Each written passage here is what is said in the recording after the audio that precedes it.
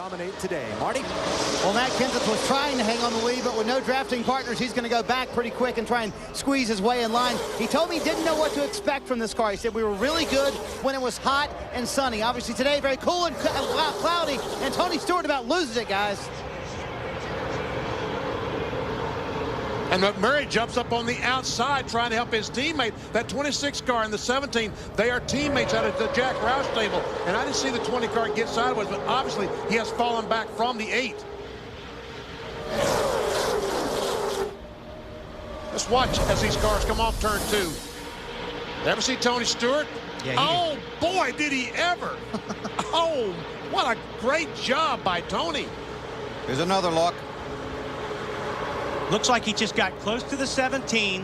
When you're that close to another car on the high side going through the corner, you will lose the downforce on the rear of your car. It actually feels like somebody's jacking up the rear of the car in the corner, and it just feels like you're on ice, and that's exactly what happened to Tony Stewart.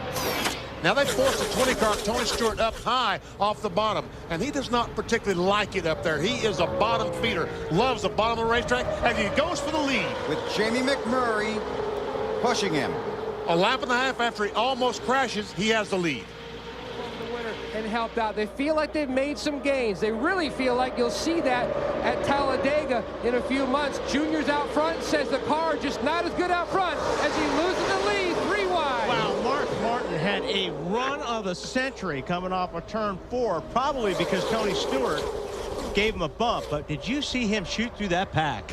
Did I ever? It looked like he was 20 miles per hour faster than the competition. Obviously, that's not the case, but it looked that way. Mark does not particularly care for this restrictor plate type of racing, but right now he's in his favorite spot.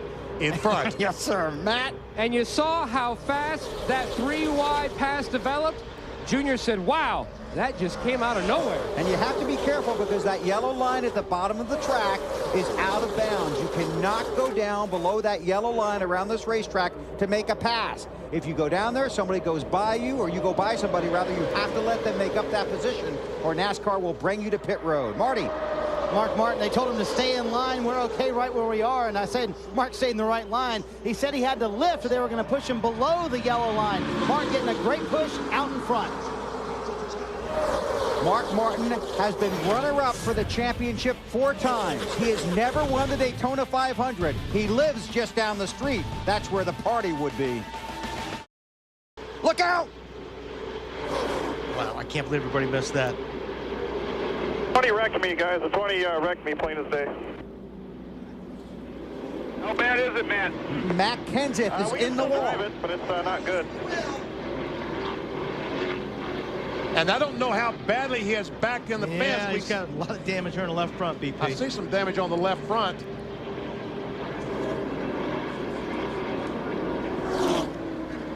You got any tires down right now? Matt Kenseth talking to his crew chief, Robbie Reiser, wants to know if he can come get tires. I can't tell if they're flat or not. And Robbie wants to know if the tires are flat. If they are, he's going to have to come toward the 2-pit road because those flat tires will tear the sheet metal off. Pit road is closed, so if he pits early, there's a penalty. He has to start at the rear of the field. Let's see if we can check what happened. There's Tony. Wow, man, well, it doesn't get more blatant than that. And look at this, up across the track. And a lot of guys with some heads-up driving. Yeah, a lot of cars missed this wreck. Oh, my goodness. With Bobby Labonte getting by on the inside. We saw Mike Wallace go by on the outside. Dale Jarrett back in the 88. Now here's the first angle again. Watch the 20. 17's on the right-hand side.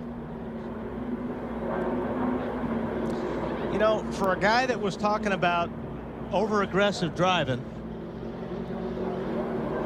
which was Tony Stewart earlier this week, I don't understand what his situation was there.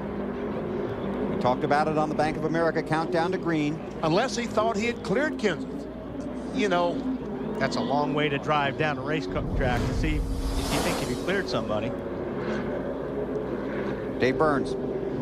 And Bill, the Kyle Busch story continues in his own mind. He wondered if he'd been the cause of that since he had been pointed out so many times this week. He asked twice on his radio. They told him no. Thanks, Dave.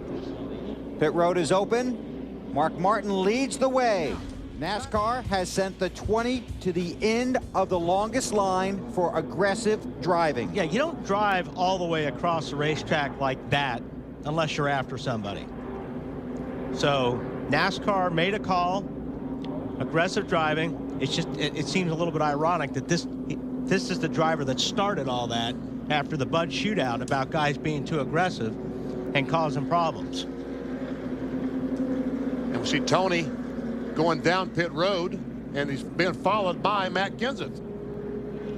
He's probably going to, I thought he was going to tap him. He didn't. He thought he was going to. He wanted and then to. Robbie Reiser talked him out of it. No. His crew chief, Robbie Reiser, talked Matt out of doing what he was thinking about doing. Now, as good as this car is with the 20 car right now, I mean, he'll get his way back up to the front. But we'll see how good the 17 is. Marty?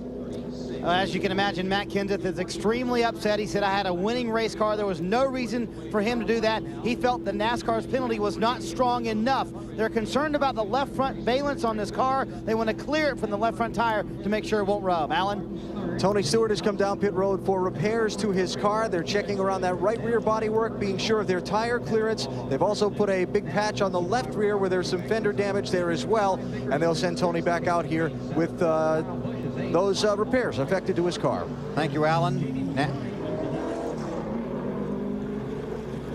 How emotional is Tony Stewart?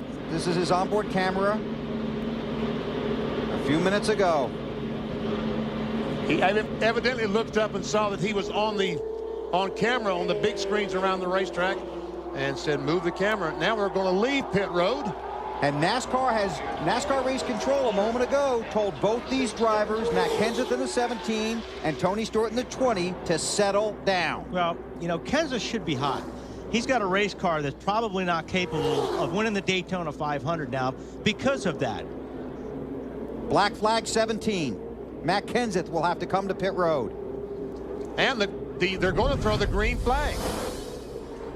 This is them coming off of pit road after they had been warned to settle down. When you leave pit road, you can't go above the yellow line. And he was, in his eagerness to get to the 20 car, went above the yellow line. The green flag is out, so we'll see what Matt does. Well, I mean, Matt will come in, but he pretty much knows that his day is over. He doesn't have a shot at winning this race any longer.